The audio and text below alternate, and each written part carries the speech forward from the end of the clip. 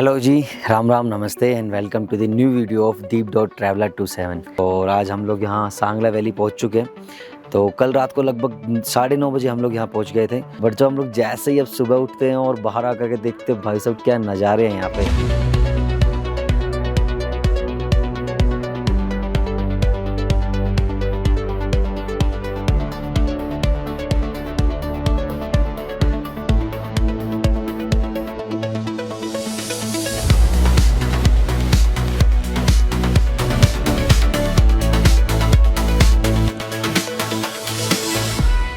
पहाड़ों की सुबह अलार्म से नहीं, वहाँ की सुकून भरी ठंडी हवा से खुलती है। ये सुबह हमारे लिए सिर्फ एक नई तारीख नहीं, बल्कि कुछ ऐसे नज़ारे लेकर आई थी जिन्हें शायद हमने पहले कभी न तो देखा था और ना ही कभी महसूस किया था। चाहे वो सांगला की ठंडी हवाएं हों, या सांगला की बर्फ से ढकी वो पहाड़ियाँ, या फिर बसपा नदी का बर्फ जैसा ठंडा पानी, या फिर अनोखी परंपरा जहाँ आज भी देवता अपने भक्तों से मिलने आते हैं। तो जैसे ही अगली सुबह होती है, मैं जल्दी से उठ करके निकल जाता हूँ होटल की छत पर, ताकि आसपास के सुंदर नज़ारे मैं देख सकूँ वहाँ पर। तो जैसे ही मैं होटल की छत पर जाता हूँ तो मैं देखता हूँ कि हमारे आसपास चारों तरफ सेब के बहुत बड़े फार्म्स हैं, और जो हमारा होम स्टे है वो जस्ट उनके बीच में है। तो ये बड़ा ही सुंदर नज़ारा था। और जो गाँव है सांगला, वो भी वहाँ से बड़ा ही सुंदर दिख रहा था। अब क्योंकि सुबह सुबह का टाइम था तो ज़्यादा लोग रोड पर नहीं थे, क्राउड था ही नहीं, मानो सब सो रहे हो। मानो क्या, सब सो ही रहे थे। तो मैं जल्दी से नीचे जाता हूँ और बैग उठा करके निकल जाता हूँ नागजी टेम्पल के लिए, क्योंकि मैंने सुना था सांगला की होली बड़ी फेमस है। तो अब होली का समय तो नहीं था, पर मैं उस मंदिर को जरूर देख सकता था जहाँ पर होली खेली जाती है।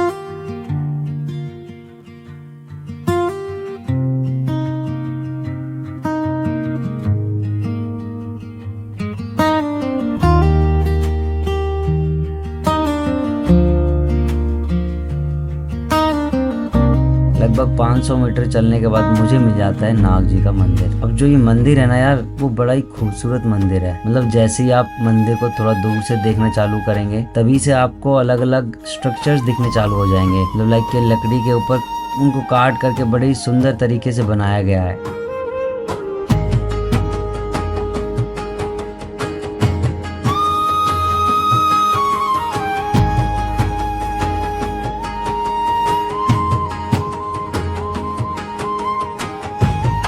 तो मंदिर में मैं पहुंचता हूं और मंदिर बड़ा ही खूबसूरत था। अब मैंने जैसे ही मंदिर में एंट्री करता हूं तो मैं बैक साइड से एंट्री करता हूं, तो मुझे वहां मंदिर के चारों तरफ रखी हुई ट्रॉफियां दिखती हैं। अब उन ट्रॉफीज को देखने के बाद मन के अंदर थोड़ी क्यूरियोसिटी हो जाती है कि ये ट्रॉफीज मंदिर में क्या कर रही हैं। तो यार भाई ने वीडियो में आने के लिए मना कर दिया है, बट भाई ने बताया कि ये जो मंदिर है ये इनके कुल देवता का मंदिर है।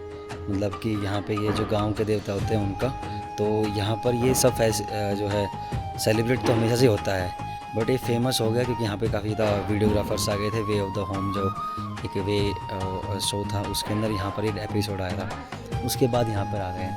और जो ट्रॉफी मैंने दिखाई थी, पर्सनली लोग यहाँ पे नहीं रखते हैं, जो पर्सनल जीत करके लेके आते हैं, बट जो टीम या गांव के लोग मिल करके जीत के लेकर आते हैं वो यहाँ पर रखते हैं। तो अब मैं ये सब देख ही रहा होता हूँ कि मेरी बात होती है एक वहाँ पर मौजूद भाई से, और कहते हैं कि आज देवता को बाहर निकाला जाएगा। और आज बिल्कुल भी क्राउड नहीं था वहाँ पर, क्योंकि कोई बड़ा फेस्टिवल नहीं था। वैसे तो अक्सर ये किसी बड़े फेस्टिवल के ऊपर ही निकाले जाते हैं बाहर, बट अभी मुझे बताया कि वहाँ पर कोई छोटा त्यौहार था। पर मुझे तो मौका मिल रहा था दर्शन का, और थोड़े ही इंतज़ार के बाद में वहाँ के लोग वहाँ के अलग अलग वाद्य यंत्रों को बजाना चालू करते हैं।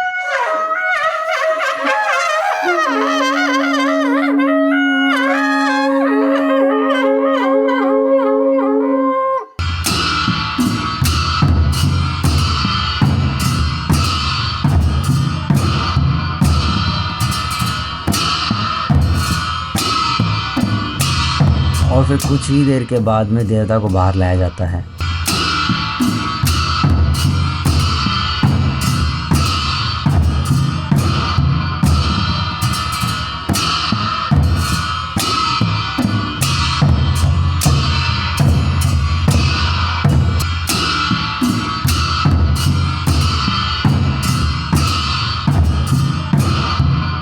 और ये 3 पालकियाँ थी जो कि अलग अलग देवताओं के नाम से थी। अब मैं वहाँ पर मौजूद रहकर सारी बातें तो नहीं जान पाया क्योंकि हमारा ग्रुप थोड़ा जल्दी में था, क्योंकि आज हमें बहुत ज़्यादा सफ़र तय करना था। तो बहुत ज़्यादा समय ना देते हुए मैं वहाँ से विदा लेता हूँ और मंदिर को बाहर से ही दौड़ मार करके हमें रिटर्न आना पड़ता है समय का अभाव होने के कारण। इन सब नज़ारों को देखने के बाद मेरा मन बड़ा ही खुश था, पर मेरा मन खुश रह कैसे जाए। कैमरे का लेंस टूट गया, देखो।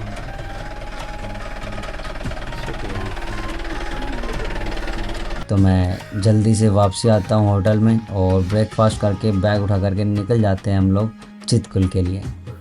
अगर आप एक कैमरामैन हैं और अगर आप एक ट्रैवलिंग ग्रुप के साथ में आ रहे हैं तो आपको बहुत सारी गालियाँ पड़ने वाली हैं, तो बी प्रिपेयर्ड फॉर दिस। क्योंकि मैं लगा देता हूँ टाइम लग जाता है, मैं नहीं लगाता, और फिर बाकी सभी लोग बोलने लगते हैं। तो अभी हमारी ट्रैवलर रेडी है और अब हम लोग निकलने वाले हैं चितकुल के लिए, the last village of India towards China in Himachal. अब चितकुल का सफ़र बहुत ज़्यादा लंबा नहीं था क्योंकि हम लोग सांगला में ही थे, तो वहाँ से लगभग 45 मिनट का सफ़र रहा होगा हमारा और हम पहुँच जाते हैं Chitkul. Team shall we go at Chitkul. ये कुछ नज़ारा है और सच में यार, मतलब जो रास्ता है ना वो इतना ज़्यादा ख़राब है, बट जो उसके बाद व्यू आता है वो मैस्मराइजिंग। और ये मेरा स्टिकर अंशी ने बनाया था, बढ़िया व्यू है ना। तो आप आ सकते हैं और देख सकते हैं इन खूबसूरत नज़ारों को। बस थोड़ी सी मेहनत करनी पड़ेगी आपको, क्योंकि अगर आप मेहनत नहीं कर सकते पहाड़ चढ़ने का, उल्टियाँ करने का, तो आप यहाँ तक नहीं पहुँच पाएंगे। तो आपको ये सब करना पड़ेगा। तो और बताइए भैया, कैसा लग रहा है आपको? बढ़िया, एक नंबर। सेल्फी के साथ आके एक नंबर भाई। सेल्फी को कुछ बढ़िया ही सर्विसेज दे रहा है। अच्छा, और काफी तो हम enjoy कर रहे हैं। मज़ा आ रहा नदी है? की तरफ नीचे की साइड उतरते हैं। बढ़िया है, मज़ा आना ये चाहिए। नदी है बसपा नदी, बिल्कुल आनंददायक नज़ारे वहाँ पर मैं कह सकता हूँ। सामने पहाड़ पर बर्फ़ और नीचे नदी, और नदी में ठंडा ठंडा पानी, आनंददायक कह सकते हैं।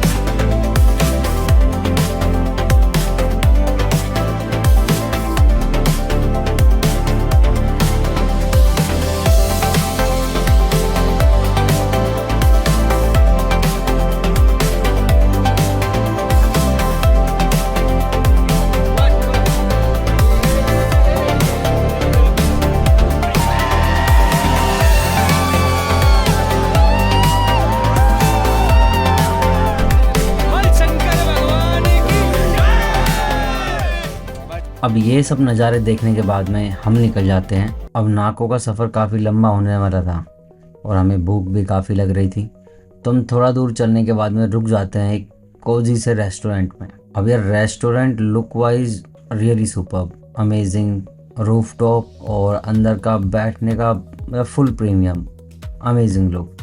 बट यार मेरे को ऐसा लग रहा था कि उनका खर्चा कुछ ज़्यादा ही उन्होंने कर दिया था अपने कोजी माहौल को बनाने के लिए, और शायद शेफ़ की सैलरी देने वो भूल गए थे। तो खाना उतना अच्छा नहीं था पर नज़ारे बड़े ही अच्छे थे। तो आप खाने को साइड में रखकर और फ़ोटो को अगर ज़्यादा अहमियत देते हैं तो आप इसमें जा सकते हैं, बाकी नहीं तो आप इससे पहले एक रेस्टोरेंट में रुक सकते हैं जो कि काफ़ी सिंपल और गाँव टाइप का लगता है, बट फूड वहाँ पे अच्छा था। तो अब उस कोजी से माहौल में खाना खाने के बाद में हम निकल जाते हैं रिकोंग पियो की तरफ।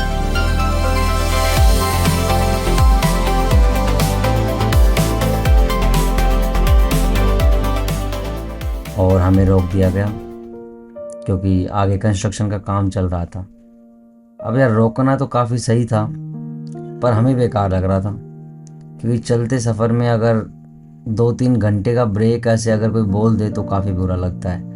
पर कुछ ही समय के बाद में सभी अपना अपना टाइम पास का जरिया ढूंढ लेते हैं, कोई कुछ खेलता है, कोई कुछ खेलता है, और मैं ऐसे ही भटकते भटकते एक ऐसे ग्रुप को मिल जाता हूँ जो मेरी तरह वीडियो बनाने के काफ़ी शौकीन थे।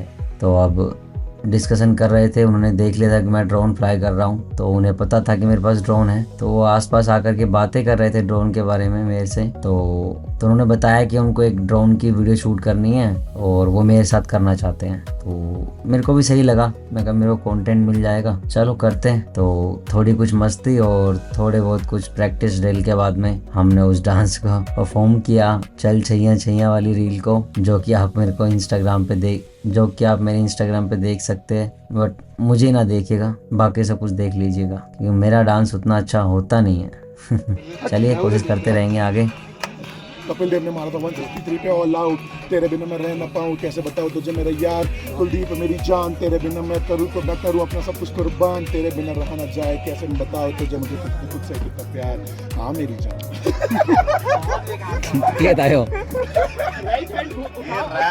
और काफ़ी देर ये सब करने के बाद में, लगभग 2 से 2.5 घंटे बाद में खबर आती है कि रास्ता जो है वो खुल गया है। अब ये सुन करके काफ़ी ज़्यादा एनर्जी आ जाती है और हम सब दौड़ते हैं अपनी गाड़ी की तरफ ताकि जल्दी से बैठ करके निकल सकें। तो अब वहाँ पर काफ़ी ज़्यादा समय हमने बिता लिया था, तो अब गाड़ी में बैठने के बाद में काफ़ी अच्छा लग रहा था। और फिर से हमारी यात्रा चालू होती है एक बार रिकोंगपिओ के लिए, और हम डिसेंड करना चालू करते हैं, क्योंकि सांगला गांव ऊपर है और रिकोंगपिओ आने के लिए आपको थोड़ा पीछे आकर के सांगला से फिर आपको रिकोंगपिओ के लिए जाना पड़ता है। और लगभग 9 बजे शाम को हम पहुंच जाते हैं रिकोंगपिओ, और वहां जा कर के हम फटाक से करते हैं डिनर, क्योंकि थकान काफ़ी ज़्यादा हो गई थी मुझे। तो मैं सोने का मन बना ही रहा था कि मुझे पता चलता है कि ऊपर बोन फायर का भी इंतज़ाम कर दिया है होटल वालों ने। हाँ, घर वाले मुझे कॉल करने लगे, बाबे फ़ोन मेरा फ्लाइट मोड है यार। हाँ, मैं तो बैठा गलत जोन पे, मेरे रास्ते गलत तो मैं तो सही हूँ ना यार। घर वालों से बहुत ही नहीं बात, घर से बाहर बैठा लेट नाइट लिख रहा हूँ आज, मेरे रास्ते गलत तो मैं तो सही हूँ ना यार। मैं तो सही हूँ ना यार। हाँ, घर वाले मुझे घर बुलाते रहते, मैं तो जाता नहीं घर को यार, लगता डर सा यार, हालात कुछ ऐसे कहीं घर वाले देख तो के अब रोए इसी ना यार। बोन फायर के साथ में आज का हमारा दिन यहीं पर समाप्त होता है। और अब कल के दिन के लिए मेरे मन में बहुत सारी एक्साइटमेंट है, तो देखते हैं, बने रहिए मेरी वीडियो सीरीज़ के साथ में। और कल हम लोग दर्शन करने वाले हैं बहुत ही सुंदर सुंदर नज़ारों के। मेनली मैं आपको बता दूं किन्नर कैलाश के, कल्पा गांव के, और फिर वो आप अगली वीडियो में देख लीजिएगा। चलिए मिलते हैं आपको अगली वीडियो में। Thank you so much.